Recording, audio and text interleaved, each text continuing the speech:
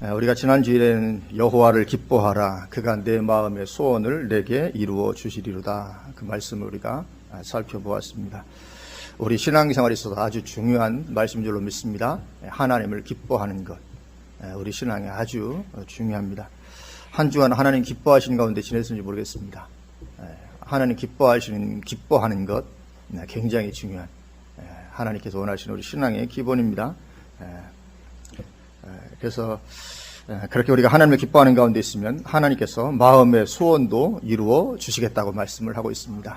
우리 마음의 소원 이루기 위해서 아무리 애쓰고 한다 할지라도 그것이 되는 것이 아닙니다. 그러면 된다면 누구나 다 성공하고 누구나 다 원하는 삶을 살겠지만 그게 그렇게 되는 것이 아니죠.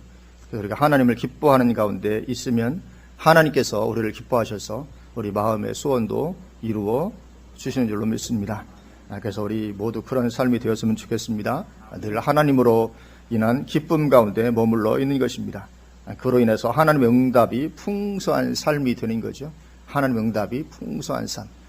우리 삶에는 하나님의 응답이 넘쳐야 될 줄로 믿습니다. 하나님은 죽은 하나님이 아니시고 살아계신 하나님이시기 때문에 우리 삶 가운데 하나님 함께 하시는 그 은혜와 응답이 풍성해야 될 줄로 믿습니다. 그런 충만한 신앙을 우리가 가지는 것이죠. 그리고 그 충만한 신앙을 가지고 우리는 이 세상을 그리스도께로 인도하는 삶을 사는 것입니다. 그게 하나님의 우리를 부르신 계획이요 목적입니다. 그리고 최고의 축복의 길이죠. 우리가 그 충만한 신앙을 가지는 것입니다. 하나님을 기뻐하고 하나님의 응답이 우리 가운데 풍성하고 그래서 우리가 그 충만한 신앙 가지고 이 세상을 그리스도께로 인도하는 것이죠. 예수님은 아버지께서 나를 보내신 것 같이 나도 너희를 보내노라 그렇게 말씀하십니다. 주님이 우리를 보내십니다. 어디로 보내십니까? 이 세상으로 보내시는 것이죠. 세상 가운데로 보내시는 것입니다. 그래서 세상에 가서 이 세상을 하나님께로 인도하는 것이죠. 우리 주님께서 우리를 그렇게 보내십니다. 그래서 우리는 주님의 인도하심을 따라서 멀리 갈 수도 있고 가까운 곳에 갈 수도 있죠. 예루살렘에서 그 삶을 살 수도 있고 아니면 사마리아나 온주대나 사마리아나 땅끝까지 이르러서 그 삶을 살 수도 있는 것입니다. 하나님께서 인도하시는 곳에서 그런 삶을 사는 것이죠. 그래서 중요한 것은 그곳에서 내가 있는 그곳에서 주님께서 보내신 그 목적의 삶을 사는 것입니다. 무엇입니까? 세상을 그리스도께로 인도하는 것이죠. 하나님 함께 하시고 충만함을 가지고 최고의 축복된 삶인 줄로 믿습니다. 그래서 그런 삶이 되기 위해서라도 하나님을 기뻐함으로 하나님의 응답이 내 삶에 풍성한 것은 대단히 중요하죠. 왜냐하면 하나님의 응답을 누리지 못하는 그런 가운데 있으면서 주님의 증인으로 세상에서 영향력 있는 삶을 살아가는 것은 거의 가능하지 않기 때문에 그렇습니다. 내 안에 충만함이 없는데 어떻게 세상을 내가 하나님께로 인도할 수가 있겠습니까? 가능한 것이 아니죠. 그래서 먼저 내 안에 이런 충만함이 있어야 되죠. 하나님을 기뻐하고 그래서 하나님께서 함께 하시고 또 풍성 응답하시고 그런 어떤 충만함을 가지고 세상을 하나님께로 인도하는 것입니다. 그래서 날마다 하나님을 기뻐하는 삶을 우리가 온전히 이루어야 될 줄로 믿습니다. 온전히 이루는 것입니다. 그래서 하나님께서 하나님의 함께 하심을 우리에게 실제적으로 나타내 보여줘서 우리가 풍성히 그것을 누리는 그런 가운데 있는 것입니다. 우리 신앙의 출발점은 하나님의 능력이다 그렇게 말씀을 하고 있습니다. 오늘 본문을 보면 우리 신앙의 출발점은 무엇이라고요? 하나님의 능력입니다. 하나님의 능력이 우리 신앙의 출발점이다. 하나님의 살아계심, 하나님의 역사하심입니다. 하나님의 응답하심이죠. 그것이 우리 신앙의 출발이라고 말씀합니다. 오늘 본문 4절과 5절을 보면 그렇게 말씀합니다. 내 말과 내 전도함이 설득력 있는 지혜의 말로 하지 아니하고 다만 성령의 나타나심과 능력으로 하여 너희 믿음이 사람의 지혜에 있지 아니하고 다만 하나님의 능력에 있게 하려 하였노라. 아멘. 우리의 믿음이 어디에 있어야 된다고요? 지혜에 있지, 사람의 지혜에 있지 아니하고 다만 하나님의 능력에 있어야 된다. 우리 믿음이 어디에 서야 됩니까? 하나님의 능력 위에. 그 하나님의 능력으로 역사해 주심, 하나님의 그 기적을 베풀어 주심, 하나님의 살아계에 있어서 운행하심, 그 위에 우리의 믿음이 서 있어야 된다는 거죠. 그래 우리의 믿음은 관념적이어서는 안 된다는 것입니다. 그냥 지적으로 믿는 것 그런 것이 아니고 실제로 살아 계셔서 실제로 역사하시고 기적도 베푸시고 실제적으로 우리 기도에 응답하시는 그런 하나님으로 우리가 믿어야 된다는 거죠. 우리의 믿음이 그렇게 실제적으로 능력으로 나타나고 행하시는 그 하나님께 있어야 된다는 것입니다. 그것이 신앙의 완성이 아니고 신앙의 출발점이어야 한다는 거죠. 전도할 때부터 성령이 나타나는 능력을 한 이유가 뭐냐? 왜냐하면 신앙이 그 위에 서야 되기 때문에 지적이거나 관념적이면 안 되고 정말 하나님은 지금도 살아서 역사하시고 운행하시고 응답하시는 얼마든지 기적을 베풀 수 있는, 왜냐하면 하나님은 전능하신 하나님이니까요. 얼마든지 기적을 베풀 수 있는 그런 하나님으로 우리가 믿어야 된다는 거죠. 그것이 우리의 신앙의 출발점이어야 된다는 것입니다. 그러니까 신앙생활을 한다고 하면서도 그 가지고 있는 믿음이 하나님의 초월적으로 역사하시는 능력에 기초하고 있지 않다면 그러면 아직 신앙의 출발점에도 제대로 서 있지 않는 거라는 거죠. 신앙의 연수는 전혀 관계가 없습니다.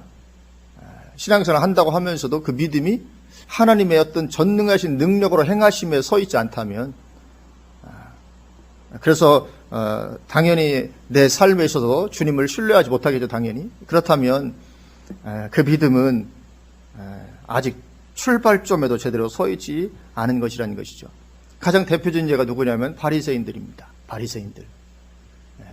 굉장히 신앙생활을 오래 했고 열심히 하는 것 같지만, 그래서 자신들은 최고의 신앙으로 자부했지만, 그러나 어떻습니까? 예수님께서 하나님의 능력으로 병을 고치고 귀신을 쫓아내고 하시자 그게 이해가 안 되는 것입니다. 예수님께서 하나님의 능력으로 병을 고치고 귀신을 쫓아내고 하시니까 뭐라고 말하냐면, 예수님을 향해서 이가 귀신의 왕 바알세불을 힘입지 않고는 귀신을 쫓아내지 못하느니라, 그렇게 말하고 있습니다. 하나님이 얼마든지 귀신을 쫓아낼 능력이, 병을 고칠 능력이 있다는 것을 그들이 믿지 아니하고, 이게 지금 귀신의 왕 바알세불에 힘입었으니까 귀신을 쫓아내는 것이지, 그렇지 않고는 이런 일을 행할 수 없다, 그렇게 말하고 있는 것을 보게 됩니다. 그처럼 하나님의 능력을 믿지 못하고 그 믿음이 하나님의 능력 위에 서 있지를 못했습니다. 그러니 신앙생활을 제대로 출발한 것입니까? 출발조차 아직 못하고 있는 거지요. 그렇습니다. 신앙생활을 굉장히 오래 하고 신앙이 좋다고 말했지만 가만히 들춰보니까 아직 제대로 출발점에조차 서 있지 않은 것이라는 거죠. 바리새인들이. 그런 어떻습니까? 예수님을 죄인으로 정죄해 죽이는 사람들이 될 수밖에 없었죠. 왜냐하면 신앙이 아니니까, 신앙에 서 있지 못하니까, 출발점조차 제대로 서 있지 못하니까 도리어 예수님을 죄인으로 정죄해 죽이는 사람들이 되었고, 예수님으로부터 지옥의 판결을 피하지 못하리라는 말씀을 들었습니다. 그런 것입니다. 지옥의 판결을 피하지 못하리라. 결국 너희 지옥에 갈 수밖에 없을 것이다. 이건 출애굽한 이스라엘 백성들도 마찬가지죠. 그들 역시 하나님의 능력에 그들의 믿음이 있지를 못했습니다. 하나님의 능력에 그들의 믿음이 있어야 되는데, 그러니 어찌 되었습니까? 광야에서 40년 동안 보내며 다 죽고 말았습니다. 광야에 40년 다니다가 가나안 땅을 유업으로 누리지 못했습니다. 가나안은 천국을 상징하는 것인데 그 가나안에 들어가지 못했습니다. 왜 그렇습니까? 출애굽을 했지만, 홍해를 건넜지만, 그리고 홍해에서 물로 침례를 받았지만 신앙의 기본조차 안 되어 있었기 때문에 그렇습니다. 만약에 그들의 믿음이 하나님의 능력에 서 있었더라면 아무리 가나안 땅에 거대한 안악자손들이 살고 있다 할지라도 하나님의 능력을 의지하고 담대히 전진해 나가서 가나안을 취하게 되었을 것입니다. 그러니까 그들이 왜 그렇게 가나안을 취하지 못했습니까? 왜냐하면 그 믿음이 하나님의 능력에 기초해 있지 않았습니다. 하나님께서 전능하신 능력을 행하시다면 얼마든지 아무리 가나안 땅에 거대한 안악자손이 살고 있다 할지라도 우리는 얼마든지 그들을 이기고 취할 수 있을 것이다. 그 믿음으로 나아갔을 것인데 그런 믿음을 가지지 못했습니다. 그들이 하나님을 안 믿었습니까? 당연히 믿었죠. 믿었지만 이런 하나님의 능력에 그들의 믿음의 기본이 서 있지 못했다는 거죠. 그러니까 하나님의 능력에 믿음이 가 있는 것은 대단한 믿음이 아니고 믿음의 기본이라는 거죠. 기본입니다. 믿음의 기본. 대단한 믿음 가진 것이 하나님의 능력을 믿는 게 아니고 그건 믿음의 기본입니다. 하나님께서 전능하신 능력으로 일하실 것이라는 것을 믿는 것은 그건 믿음의 출발점, 기본에 속하는 것이다. 그런 거지요. 그래서 사도 바울이 복음을 전하면서 그것을 상당히 염두에 두고 있었습니다. 저들의 믿음이, 내가 복음을 전하는 저들의 믿음이 정말 하나님의 능력에 기초하고 해서 세워져야 될 텐데, 노심초사하는 거죠. 그래서 오늘 본문 4절도 다시 보면 내 말과 내 전도함이 설득력 있는 지혜의 말로 하지 아니하고 다만 성령의 나타나심과 능력으로 하여, 설득력 있는 지혜의 말로 얼마든지 할 수 있겠지만 그렇게 하지 않기로 작정한 거죠. 왜요? 왜냐하면 너희 믿음이 사람의 지혜에 있지 아니하고 다만 하나님의 능력에 있게 하려 하였노라. 믿음이 하나님의 능력에 기초해서 세워져야 되는 것이기 때문에 사도 바울이 그렇게 복음을 전할 때부터 대단히 이것을 염두에 두고 있었던 것을 보게 됩니다. 그래서 우리의 믿음도 그래야 될 줄로 믿습니다. 우리 한번 돌아보시기 바랍니다. 내 믿음도 하나님의 능력에 기초하고 있는가? 반드시 우리는 하나님의 능력에 우리의 믿음이 기초해야 될 줄로 믿습니다. 이 대단히 중요한 거죠. 그렇지 않고 하나님께서 능력으로 행하실 것에 대해서 의문을 가지고 그래서 하나님을 신뢰하지 않는 가운데 혹시 있지는 않은지. 하나님께서 능력으로 행하실 것을 우리가 믿으면 얼마든지 우리는 신뢰할 수 있는데, 하나님이 능력으로 행하실 것에 대해서 우리가 믿음이 서 있지 않으면 우리는 하나님을 신뢰하지 못합니다. 내 삶을 전폭적으로 맡기고 의지하지도 못합니다. 평소에는 맡기고 의지하는 것 같다가도 어떤 큰 사건, 말하자면 벼랑 끝에 서야 되는 말은 하는데 그런 가운데 있으면 신뢰를 못하는 것입니다. 하나님의 능력이 안 믿어지는 거죠. 그 위에 기초하지 못하는 것입니다. 그래서 오직 내 인간적인 능력만을 의지해서 살아가는 그런 가운데 있을 수밖에 없는 거죠. 그러면 안 된다는 것입니다. 신앙생활을 해도 오직 내 인간적인 능력만을 의지해서 살아가면 안 된다는 것입니다. 그러면 기도 생활도 당연히 제대로 하지 않게 되죠. 하나님이 믿어줘야 기도 생활을 할 텐데, 기도하기보다는 오히려 오직 내 인간적인 능력을 의지해서 살아가고자 하는 거죠. 그래서 한번 돌아볼 필요가 있는 줄로 믿습니다. 왜냐하면 우리 신앙은 반드시 하나님의 능력 위에 그 믿음이 세워져야 되기 때문에 그렇습니다. 그렇게 하지 못하는 것은 믿음이 조금 어린 믿음이 아니고 그 자체가 불신앙이 될 수가 있는 것입니다. 그래서 하나님의 진노 가운데 들어갈 수 있는 것입니다. 그것을 보여주는 게 출애굽했던 이스라엘 백성들이 아닙니까? 그렇죠? 하나님의 능력에 기초하지 못했더니만 하나님 진노하시고 심판하시고 다 죽이시고 가나안의 땅에 못 들어가게 하시는 것이죠. 그래서 우리는 하나님의 능력에 우리의 믿음을 두어서 하나님의 능력을 경험하고 하나님의 기적의 역사, 하나님의 놀라운 응답 많이 경험하고 누려야 줄로 믿습니다. 그래서 우리 삶에서 이런 간증거리들이 풍성해야 될 줄로 믿습니다. 간증해보시오 하면 너 간증할 게 없는데 이러면 안 될 줄로 믿습니다. 정말 하나님께서 전능하시고 살아계시도 뭔가 내 삶에서 행하시는 거 우리가 간증할 수 됩니다. 그리고 우리가 복음을 전할 때 간증보다도 더 강력한 도구는 없습니다. 간증이 얼마나 강력한지요. 그래서 우리가 출애굽한 이스라엘 백성들처럼 또는 바리새인들처럼 이렇게 하나님의 능력을 신뢰하지 못하고 오히려 그것을 이상하게 바라본다든지 그러면 안 될 줄로 믿습니다. 이처럼 하나님의 능력은 우리 신앙의 기본이다. 그렇게 성경이 말씀을 하고 있는 것입니다. 우리가 신뢰할 수 있기를 원합니다. 풍성히 누릴 수 있기를 원합니다. 이처럼 하나님의 능력은 신앙의 기본인데 신앙의 기본이라는 말은 그것은 한편으로는 그것 자체가 신앙의 성숙함을 증명하는 것은 아니라는 것을 또 의미하기도 하는 거죠. 신앙의 기본이지 그것이 신앙의 성숙함을 의미하는 것은 아니라는 거죠. 내가 하나님의 능력을 살아계심을 많이 경험하는 그 자체가 내 신앙의 성숙함을 의미하는 것은 아니라. 왜냐하면 그것은 기본이기 때문에. 그런데 많은 사람들이 하나님의 능력을 경험하면 자신이 성숙한 신앙이라고 착각하고 교만에 빠집니다. 내가 하나님의 능력을 경험하니까 내 신앙이 성숙하다고 착각합니다. 그러나 그렇지 않습니다. 이것은 신앙의 기본인 것입니다. 그래서 이것은 고린도 교회를 통해서도 볼 수 있죠. 고린도 교회는 하나님의 능력 위에 믿음이 서 있는 교회였습니다. 왜요? 사도 바울이 처음부터 그렇게 했으니까. 처음부터 전도할 때부터 하나님의 성령의 나타남과 능력을 해서 그들의 믿음이 어찌하든지 이 하나님의 능력 위에 서 있도록 그렇게 했고, 그래서 이 고린도 교회는 그 믿음이 하나님의 능력 위에 서 있는 그런 교회였습니다. 그래서 고린도전서 1장 7절 이렇게 말씀합니다. 고린도전서 1장 7절을 보면 너희가 모든 은사에 부족함이 없이 우리 주 예수 그리스도의 나타나심을 기다림이라. 그렇게 말씀합니다. 모든 은사에 부족함이 없습니다. 이 은사가 뭡니까? 성령의 나타나심. 그게 은사입니다. 성령의 나타나심 은사거든요.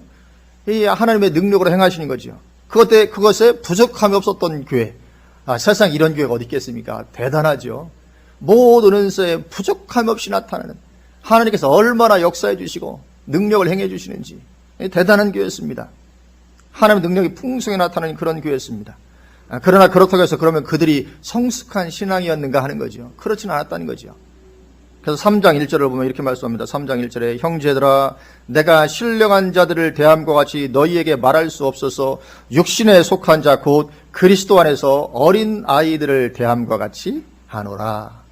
뭐라고요? 어린 아이들 같다. 너희가 그리스도 안에서 어린 아이와 같다. 너희들은 아직 신령한 자들이 되지 못하고, 여기 신령한 자들은 다른 말로 하면 영적으로 성숙한 그런 사람들이죠. 이 영적으로 성숙한 그런 사람들과 같이 내가 너희를 대할 수 없고 오직 그리스도 안에서 어린아이들, 육신에 속한 자처럼 대할 수밖에 없다. 그러니까 고린도 교회 성도들의 신앙의 수준이 그랬다는 거죠. 하나님의 능력은 대단했고 모든 은사에 부족함 없이 풍성했지만 그러나 영적인 성숙을 보니까 전혀 그렇지 않고 어린아이 같은 수준이에요. 왜요? 하나님의 능력에 기초하는 것은 성숙한 신앙이 아니고 신앙의 기본이다 이거죠. 출발점. 그래서 우리는 그 수준을 넘어서서 성숙해 나가야 되는 거죠. 하나님의 능력에 우리 믿음이 기초하는 것이 중요하지 않다는 것이 아닙니다. 대단히 중요하죠. 출발점이니까요. 기본이니까. 세상에 기본보다 더 중요한 것이 어디 있겠습니까? 기본이 중요하죠. 그래서 우리가 하나님의 능력에 우리 믿음을 두는 것이 대단히 중요한데 거기서 머물러서는 안 되고 신앙의 성숙을 계속 이루어 가야 된다는 거죠. 그래서 사도 바울도 전도할 때는 그렇게 성령의 나타나심과 능력으로 했지만 그러나 일단 믿음을 가진 자들에게는 다르게 했다고 말하고 있는 거죠. 그래서 그 다음 절을 보면 6절에 오늘 본문 2장 4절 5절 성령의 나타나심과 능력, 하나님의 능력을 말한 다음에 6절에 뭐라고 말씀합니까? 그러나 우리가 온전한 자들 중에서는 지혜를 말하노니. 그러나 그 앞에 4절을 보면 내 말과 내 전도함이 설득력이는 지혜의 말로 하지 아니하고.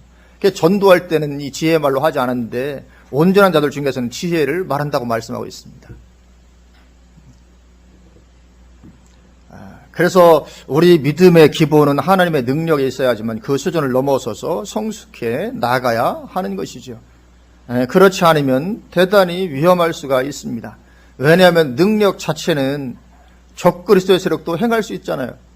그죠? 하나님의 사람만 능력을 행하는 것이 아닙니다. 적그리스도의 세력도 능력을 행할 수 있는 것이고 애굽의 술사들도 행했던 것이고 오늘날 여기도 보면 무당들도 작두를 타는 무당이 있잖아요. 그렇죠? 실제로 있습니다.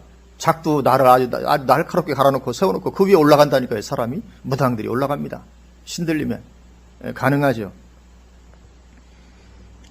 그리고 영적으로 빗나간 사람도 이건 행할 수 있는 것이 능력입니다.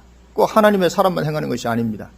그래서 요한계시록 13장 11절에서 14절을 보면 이렇게 말씀합니다. 내가 보매 또 다른 짐승이 땅에서 올라오니 어린 양같이 두 뿔이 있고 용처럼 말을 하더라. 이 거짓 선지자를 가리킵니다. 또 다른 짐승은 그가 먼저 나온 짐승의 모든 권세를 그 앞에서 행하고 땅과 땅에 사는 자들을 처음 짐승에게 경배하게 하니 곧 죽게 되었던 상처가 나은 자니라. 큰 이적을 행하되 심지어 사람들 앞에서 불이 하늘로부터 땅에 내려오게 하고. 얼마나 엄청난 능력입니까? 불이 하늘에서 땅에 내려오게 한다.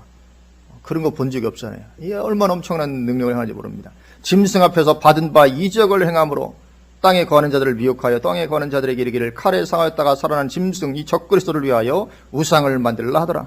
그 큰 능력을 가지고 사람들을 완전히 미혹합니다. 그래서 예수님도 마태복음 24장 24절에서 거짓 그리스도들과 거짓 선지자들이 일어나 큰 표적과 기사를 보여 할 수만 있으면 택하신 자들도 미혹하리라. 그렇게 말씀하고 있습니다. 큰 표적과 기사를 보일 것이다. 그래서 능력은 이런 자들도 얼마든지 행하는 것입니다. 그래서 신앙이 성숙해 있지 않으면 얼마든지 미혹될 수 있죠. 내가 신앙의 출발점에 머물러 있으면 이건 미혹될 수밖에 없는 것입니다. 대단한 능력을 행하네. 저 옳은가 보다. 그렇게 될 수밖에 없는 것입니다. 그래서 미혹될 수도 있고 하나님을 근심시킬 수도 있고 심지어 멸망하게 될 수도 있는 것입니다. 그래서 우리는 신앙의 성숙을 향해서 계속 나아가야 영적인 안전도 거기에 있는 줄로 믿습니다.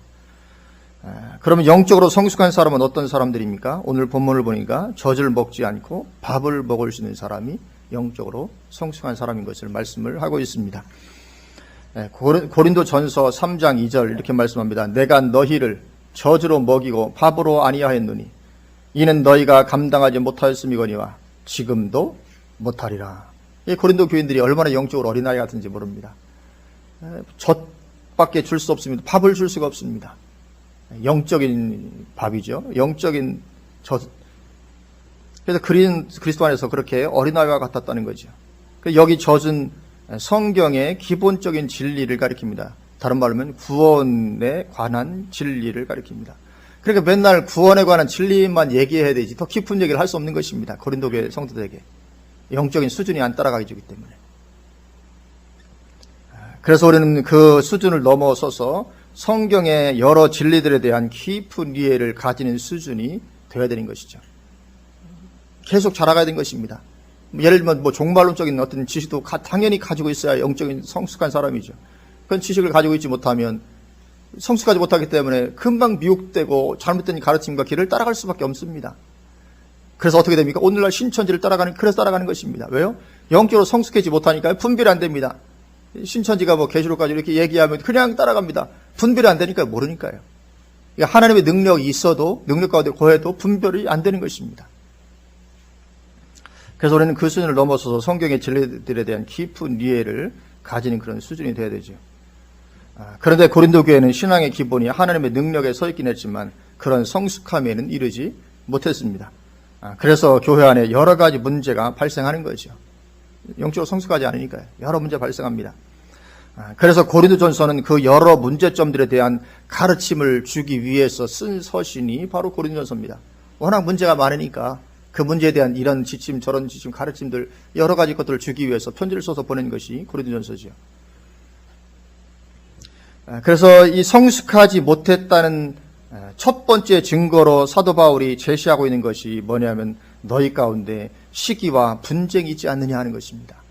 너희 가운데 시기와 분쟁이 있지 않느냐. 그것이 영적으로 어린 것의 증거다 그런 것이죠. 고린도전서 3장 3절에서 말씀하고 있습니다. 우리 같이 한번 보실까요? 고린도전서 3장 3절 우리 같이 한번 한 목소리로 봉독하시겠습니다. 너희는 아직도 육신에 속한 자로다. 너희 가운데 시기와 분쟁이 있으니 어찌 육신에 속하여 사람을 따라 행함이 아니리요. 아멘. 이 육신에 속한 자, 이건 어린아이라는 말이죠. 3장 1절에 보면 그렇게 말씀하죠. 3장 1절 형제자들아 신령한 자들 됨과 같이 너에게 말할 수 없어도 육신에 속한 자 곧 그리스도 안에서 어린아이들. 육신에 속한 자는 그리스도 안에서 어린아이들을 가리킵니다. 그러니까 너희는 아직도 육신에 속한 그런 어린아이다. 왜냐? 너희 가운데 시기와 분쟁이 있으니 어찌 육신에 속하여 사람을 따라 행함이 아니겠느냐. 그래서 시기와 분쟁이 있는 것이 성숙한 신랑에 이르지 못한 하나의 증거가 되는 것이다. 그렇게 말을 하고 있습니다. 실제로 고린도 교회는 이 시기와 분쟁이 가득했죠.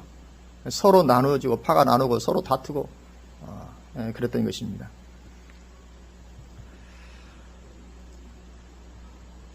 그래서 오늘날에도 시기하고 분쟁하는 가운데 있는 것은 그 사람이 아무리 하나님의 능력을 분명히 믿고 경험하는 가운데 있다 할지라도 영적인 어린아이 수준인 것입니다.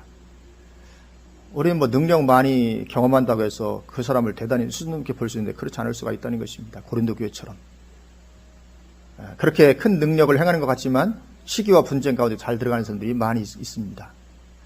실제적으로 어떤 부흥사라든지 영적인 어떤 사역자들을 보면 시기 질투 가운데 있는 분들 상당히 많이 있습니다. 어떤 영적인 사역자나 어떤 목사님이 큰 능력을 행하고 사역을 하잖아요. 그러면 그게 시기가 나가지고 자기도 말하자면 이제 부흥사 이런 거면서 모함하기도 하고 이런 일들이 일어납니다. 이게 가능합니다. 그런 일들이.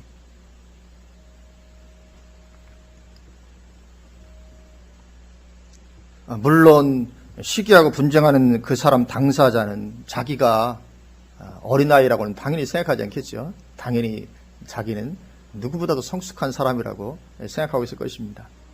그러나 실제로는 영적인 어린아이 수준이다. 그런 거죠.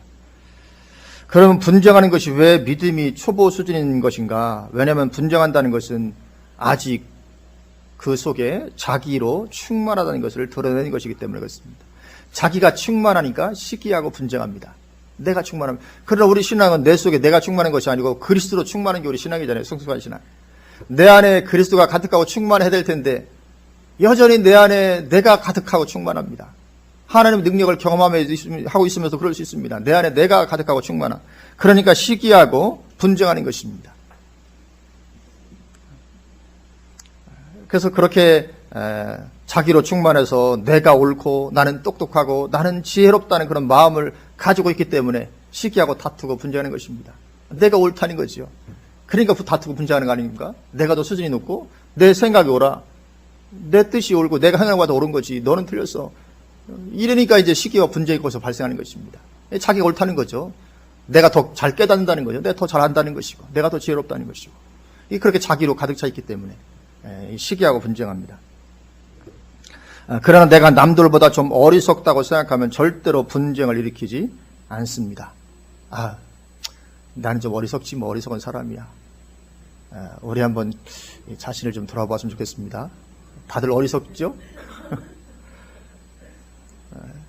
어리석다고 생각이 되시죠? 스스로? 그렇게 생각이 돼야 됩니다. 난 어리석다.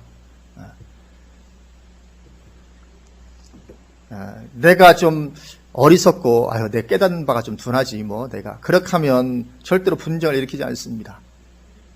그런 사람 그렇게 스스로 여긴다면 배우고자 하는 자세를 잃게 될 것입니다. 분쟁을 해더라도 어느 쪽에 가담해서 막 분쟁이 일어나고 있을 때 나도 한편에 가담해서 같이 가지 않고 서서 좀 배우고자 하는 자세로 있을 것이라고요. 기다리면서 다른 사람을 그렇게 비난하지 않을 것입니다. 그러나 내가 지혜로운 사람이라는 인식이 가득하기 때문에 너 틀렸어. 그래서 분쟁이 발생하는 것입니다. 그래서 그러한 미성숙을 벗어나도록 하는 처방이 무엇입니까? 처방이 뭐냐면 내가 그렇게 똑똑한 사람은 아니라고 여기는 것입니다. 3장 18절에서 말씀하고 있죠.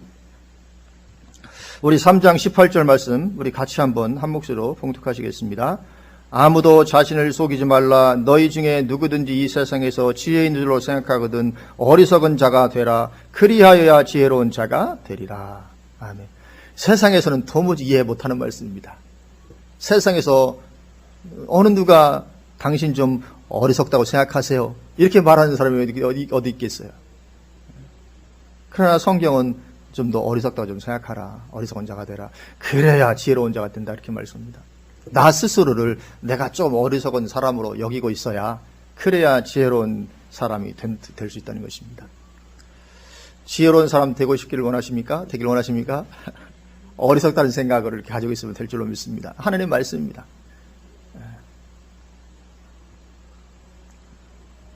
그래서 누구든지 이 세상에서 지혜 있는 줄로 생각하거든 어리석은 자가 되라는 것입니다. 스스로 생각할 때 어떤 사람은 그럴 수 있습니다. 나는 그래도 조금 남들보다 조금 지혜롭지 그래도 좀 이런 생각이 들 수 있잖아요. 그렇게 생각이 들면 무슨 이렇게 내가 어리석지 이렇게 그래야 될 줄로 믿습니다. 3장 21절 그런즉 누구든지 사람을 자랑하지 말라. 만물이 다 너희 것입니다. 자랑하지 말라는 거죠. 그런데 고린도 교회는 어떻게 했습니까? 고린도 교회 성도들은 4장으로 가서 4장 7절 8절 보면 이렇게 말씀합니다. 누가 너를 남달리 구별하였느냐? 내게 있는 것 중에 받지 아니한 것이 무엇이냐? 내가 받았은즉 하나님께서 다 주신 거죠. 지혜든지 뭐든지 내가 받았은즉 어찌하여 받지 아니한 것 같이 자랑하느냐? 이들은 자랑했다고요. 자기를. 그리고 8절 너희가 이미 배부르며 이미 풍성하며 우리 없이도 왕이 되었도다. 다들 왕이 됐습니다. 다들 자기 잘났다는 거죠. 자기가 똑똑하고 내가 지혜롭고 자기가 다들 왕입니다. 다들 왕이 되었으니 시기와 분쟁이 안일할 수가 없는 거지요. 다들 똑똑한데 내가 옳지 넌 틀렸어. 어떤 사람들이 생각할 때마다 아니야 너 틀렸어 내가 옳다 이게 옳은 거지. 다 그렇게 하고 있으니 시기와 분쟁이 일어날 수밖에 없는 것입니다. 내가 왕이 되었으니 모든 것이 다 내 뜻대로 돼야 된다는 거죠. 내가 왕이니까요. 내 뜻대로 돼야 되지. 내가 교회에서 이렇게 하려고 하면 다 나를 따라와야 되는 거죠. 내가 왕이니까. 다들 그렇게 하고 있으니까 이 시기와 분쟁이 안 일어날 수가 없는 것입니다. 그래서 우리는 늘 나의 어리석음을 인식하는 자리 가운데 있어야 될 줄로 믿습니다. 그래서 늘 겸손히 배우고자 하는 자세를 가지고 있어야 되는 것입니다. 이 자세가 대단히 중요합니다. 늘 배우고자 하는 자세. 나는 대단히 지혜롭다. 솔직히 그런 마음들 거의 대부분 다 가지고 있습니다. 그래도 내가 조금 그래도 우리 교회에서 내가 좀 수준이 있지 말은 안 해도 다 누구나 다 가지고 있으면 거의 대부분. 근데 이것이 사실 자기를 망하게 하는 것이고 교회를 망하게 하는 것이라는 것이거든요. 거기 새 친구도 좀 똑똑하지 않다고 생각하기 바랍니다. 스스로. 그러면 진짜로 똑똑하게 될 줄로 믿습니다. 이 예수님도 말씀하셨거든요. 이 심각성을. 예수님도 요한복음 9장을 보면 요한복음 9장 39절 40절에 이렇게 말씀하고 있습니다. 예수께서 이르시되 내가 심판하러 이 세상에 왔으니 보지 못하는 자들은 보게 하고 보는 자들은 맹인이 되게 하려 함이라 하시니. 주님께서 이렇게 하신다는 거예요. 보지 못하는 자들은 보게 하고 보는 자들은 맹인이 되게 하고. 나는 다 봐. 이게 뭡니까? 나는 지혜로워. 나는 다 알아. 나는 본다 이거지요.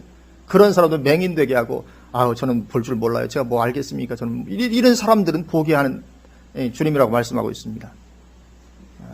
그리고 그 다음 40절을 보면 바리새인 중에 예수와 함께 있던 자들이 이 말씀을 듣고 이르되 우리도 맹인인가? 예수께서 이르시되 너희가 맹인이 되었더라면 죄가 없으려니와 본다고 하니 너희 죄가 그대로 있느니라. 그렇게 말씀하고 있습니다. 그러니까 내가 본다고 하는 자세가 얼마나 위험한 것인지 모릅니다. 내가 본다고 하는 자세. 말하자면 나는 안다 이것이요. 안다는 자세면 나는 알아. 안다. 영적인 거 다 안다니까. 나는 뭐 영적으로 훤하다니까 내가 다 안다니까. 이런 자세가 대단히 위험한 것입니다. 차라리 그래 나는 뭐 맹인이지 뭐 내가 그런 가운데 있으면 이게 대단히 안전한 것입니다. 그래서 나는 보는 사람이라고 여기면 배우고자 하는 자세를 가질 수가 없습니다.